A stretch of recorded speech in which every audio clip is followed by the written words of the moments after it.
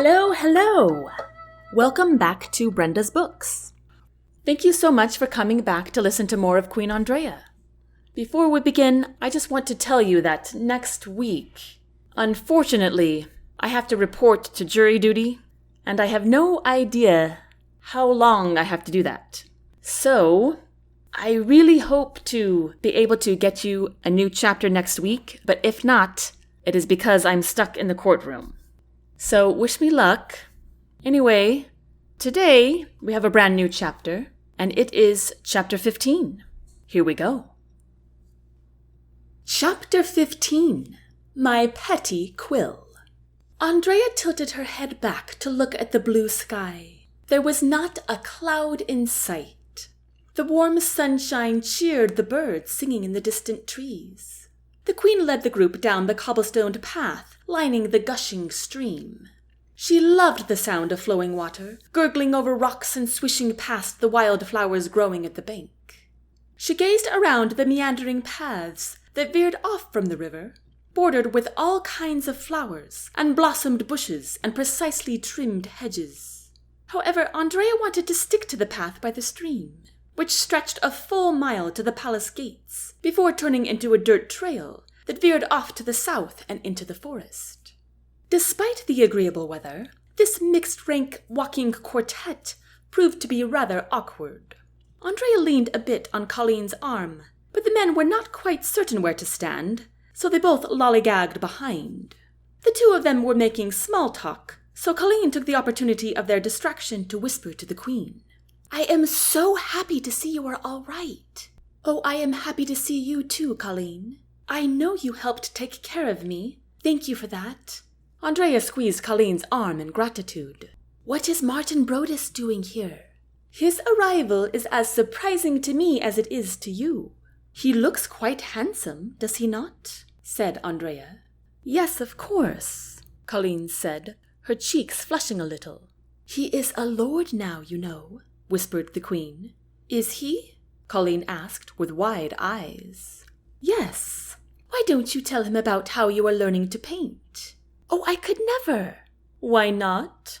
Why should he take an interest in that? Because it is interesting, Andraya answered. Lord Martin, Andraya called over her shoulder. Yes, your majesty, Martin said readily, lengthening his stride forward. Would you know that Miss Caleen is learning to paint? Wonderful, Martin cried. Are you her teacher? Andraya laughed. Heavens, no. I do not possess that talent. No, Martin countered. But I thought you could do anything. Well, Andraya shrugged one shoulder. I must draw the line somewhere. Martin let out a hearty laugh, and it lasted much longer than the simple joke deemed worthy of. Steffan lifted his eyes to the sky and let out a large sigh. Andraya stopped to let the men catch up. Do you paint, your highness? She asked, using her question as an excuse to walk beside him. A little, he replied. Oh, but my queen, I paint a great deal, said Martin, squeezing in between the queen and the prince in a not-so-subtle maneuver. When I was in Bestira, I had much opportunity to take lessons, you see. Did you know that kingdom has phenomenal artists and musicians? They deem those skills even above fencing and polo. I am aware, my lord, Andraya said. Martin's bulbous eyes grew even larger as he looked up at the queen. Oh, of course you are. And would you know, my queen, that I was also tutored in their language, and I am nearly fluent. Allow me to demonstrate. Martin stopped in place, which obliged the other three to do the same. He cleared his throat. Gritiaza mera priya quibilla. That means, greetings, my pretty queen.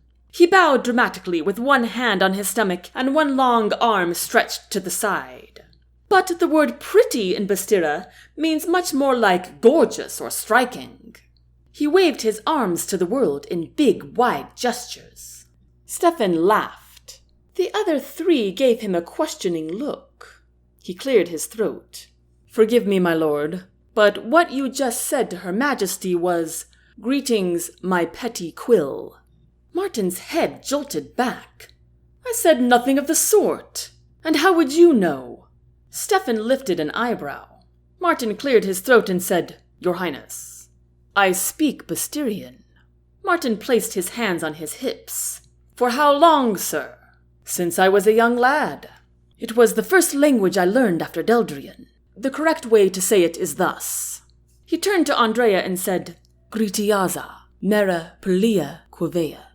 Chills ran up Andraya's spine at Steffan's low, lilting voice. "And, in their custom, when bowing, your arm should be lengthened toward whom you are honoring." He bowed toward Andraya, with one arm stretched toward her. "But you got the dramatic flair just right." Andraya's lips twitched into a smile, but she fought it back. Steffan noticed, though, to which he grinned unashamed. Martin straightened his suit coat and scowled at the prince. He glanced over at the stream and then back. "I suppose you are right." He continued to glare at Steffan while he spoke to Andraya. "It is remarkable, your majesty, that you are in the company of 2 gentlemen who speak 3 languages, is it not?" "Actually, my lord, His Highness speaks 6 languages," the queen replied. 6? Martin said, with disdainful astonishment. He looked the prince over from head to toe, as if that would confirm the truth. Prince Steffan responded with a neutral expression. "Well, I am certain he has not been educated in royal finances, as I have," Martin said, as he lifted his chin and straightened his tie. "What with him being from Deldria and their peculiar views." Steffan laughed out loud. "Do you realize, my lord, that you just insulted a prince?" Andraya said in an even tone. "I thought your upbringing in Medine would have taught you otherwise." Martin cleared his throat. "But it is justified with rightful cause." "And what cause would that be? The fact that he corrected you when you called me a petty quill?" Andraya asked. Martin flushed. "I apologize, your majesty." "It is not I who you need to apologize to." Martin reluctantly turned toward the prince, who was still shaking with chuckles. "I apologize, your highness." Steffan waved it away and tried to compose himself. Martin heaved a large breath. "Your majesty, I forgot what a strong-minded, compassionate soul you were. May I call upon that compassion and beg you to allow me to stay a while longer in Chaldrea?" The queen raised one eyebrow. "Did you think I would ship you off at present?" Martin shrugged lightly. "Chaldrea does have a reputation for such things." Andraya's stomach soured. "Indeed. Well, actually, I was hoping you would stay quite a while." "Really?" Steffan grimaced. "Yes. I would like to offer you a position here in my court." Martin's eyes bulged and his jaw slackened. "You see, I recently promoted my treasurer to be my royal advisor, and since your certificate signed by my father proves you are qualified, I would like to offer you his old position, if you will accept it." Martin placed both his hands on his chest, then opened his arms wide and bowed. "I accept with my whole heart." Andraya grinned. "Wonderful. I also have a personal request." Martin's eyes brightened. "I would like you to tutor Miss Caleen with her painting. Her talent is far too great to let it go without proper guidance." Martin glanced in Caleen's direction. Caleen responded with a faint blush. "It would be my pleasure, your majesty, especially if you were the subject of our work." "Well, my time is precious, my lord, but I would very much like to replace the drawing of me in the palace entryway. So for that reason, I will agree." "Splendid!" Martin dropped to his knees and spread his arms again. "Oh, my queen, you have made me a happy man. I promise I will not let you down. I am quite qualified in both finances and painting." Martin continued rambling about his credentials and experience when Andraya heard Alvin call for her. "Your Majesty!" She spun around to see the sturdy man walking briskly toward her. "Your Majesty, Mr. Besnik is very anxious to see you. Your Highness, he would like you to come as well," he said to Steffan. "For what purpose?" Steffan asked. "Something about a foreign relations issue that he feels is pressing." "What does that have to do with me?" Steffan said. "I do not know the particulars, sir, only that he wishes for your presence." Alvin stopped and glanced curiously at Martin, who was still on his knees, looking dumbfounded that his speech was cut short. "I suppose my work cannot wait any longer," said the Queen. Steffan frowned at that. Andraya looked back and forth between Martin and Caleen. "Since the prince and I must leave, I trust the two of you can make arrangements for lessons." Martin glanced at Caleen again, and finally got to his feet. "Yes, of course, my queen, but did you not say you needed an arm to lean on?" In response to that, Steffan offered the queen his arm, which Andraya gladly took. Martin's face blanched. "I am anxious to see the results of your first session," said Andraya, and with that she and the prince followed the butler back into the palace. Steffan did not seem bothered at all that Andraya did indeed lean on him just a bit. But his expression was guarded, and he never met her eyes. And whenever she asked him a question to start conversation, he would only give her the simplest of answers. Finally they arrived in the Queen's private office, where Besnik was sitting with the door open. "Your Majesty!" Besnik cried, jumping to his feet. "I am so relieved to see you are all right." He took a few brisk steps toward her and hugged her in a tight embrace. This certainly deemed improper, but he was so genuine that Andraya squeezed him back. "Thank you, Besnik." Andraya pulled away and found Besnik's eyes were full of tears. He grabbed her hands in earnest. "I thought I had lost you, my queen," he choked. "But here you are." "Yes, I am here, Besnik, and doing fine." Besnik squeezed her hands tighter, and more tears flowed down his face. "A blessing indeed." He smiled through his tears, then patted her on the cheek, just as her father would. He wiped his eyes. "Forgive the old man here. Have you had anything to eat?" "Yes, sir." "Alvin!" Besnik called. Alvin's loud footsteps advanced back up the hallway until he entered the office. "Yes, Mr. Besnik. I beg you to please send for some crumpets for Her Majesty." Alvin nodded. "Of course." Just as he had stepped outside the threshold, he stepped back in. "I should have told you this before, Your Majesty, but I am very pleased to see you as well." "Thank you, Alvin," Andraya said with a smile. He bowed and retreated out the door, shutting it behind him. "Let us sit, gentlemen," the Queen said. She sat in her golden velvet armchair behind her large ebony desk, and the two gentlemen each pulled up a gold wooden chair to sit on the opposite side. Andraya cleared a space in front of her. "Mr. Besnik, your request for this meeting sounded urgent." "Indeed, Your Majesty. Once I heard you were awake, Well, first of all, I was desperate to see you for myself, but also I think it is paramount that first and foremost we secure a full-time bodyguard for you. I know Hudson would be up for the task, and Bruce as well. They have both been fiercely loyal to the head crown for as long as Alvin has." Steffan nodded in vigor agreement. The Queen sighed heavily. "I loathe that idea." Besnik leaned forward so that his torso was touching the edge of the desk and his elbows on top of it. "But Your Majesty, do you not think it is necessary under the circumstances? Someone in the palace is trying to—" He trailed off and shook his head. "I beg you to agree to this." "I do as well," said the prince. Andraya met his gaze, which remained unquestionably guarded. Andraya sighed again. "I pity the extreme boredom that will come to them." "They are bored already," Besnik said with assurance. "Just the other day, I witnessed Hudson convincing the butcher to allow him to slay his hog, because he, and I quote, needed something to slice." Andraya grimaced. Besnik reached his arm across the desk and patted her hand.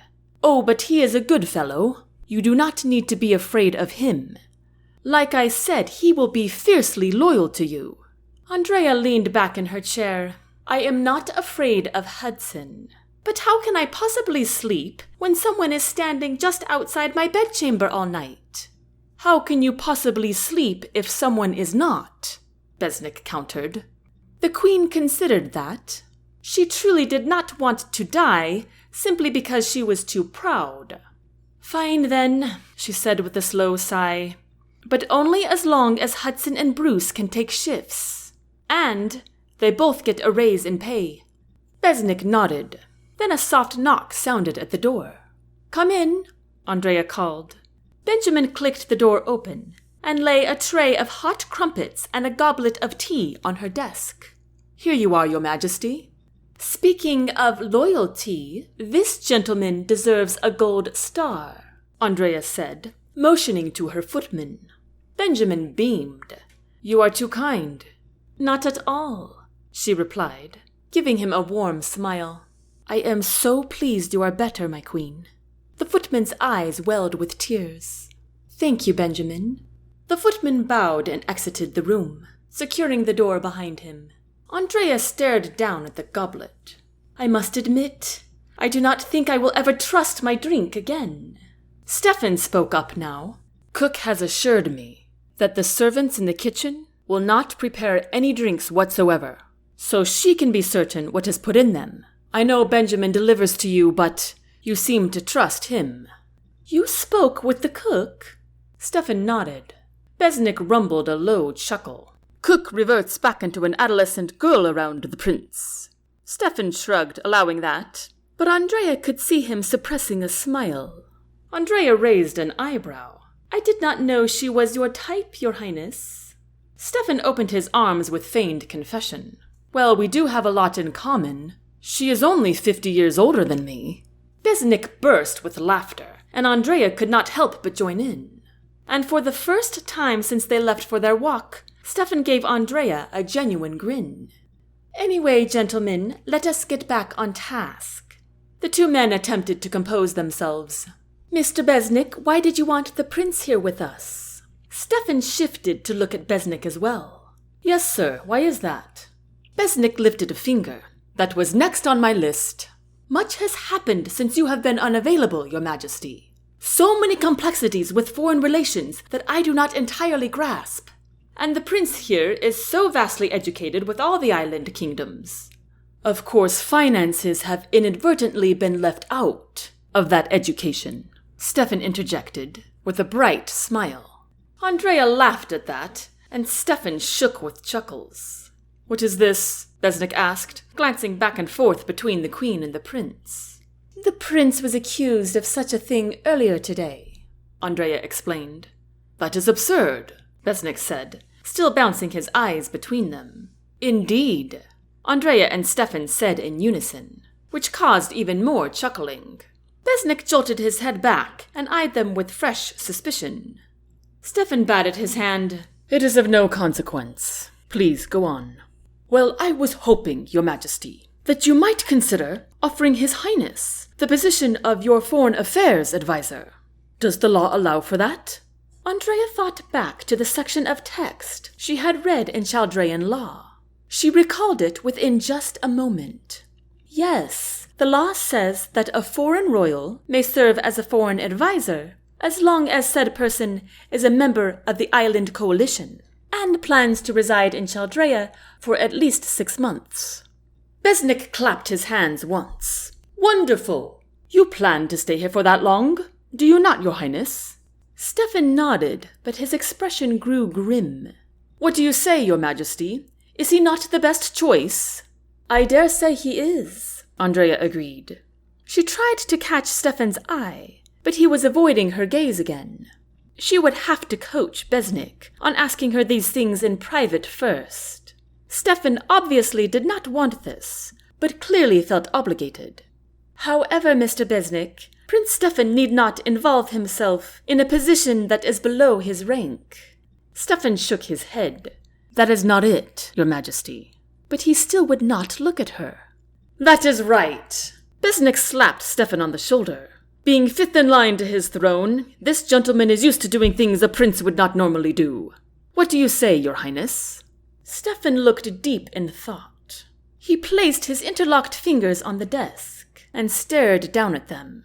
He managed a fleeting glance at the Queen before lowering his eyes again. Silence encompassed the room, while Besnik and Andraya waited for his response. Finally he sighed and leaned back in his chair. I cannot accept it. And that concludes Chapter 15. I hope you enjoyed it, and I hope to be back next Thursday with you all. Wish me luck. If you want to find out more about Brenda's books, you can visit brendasbooks.net. Until next time, take care.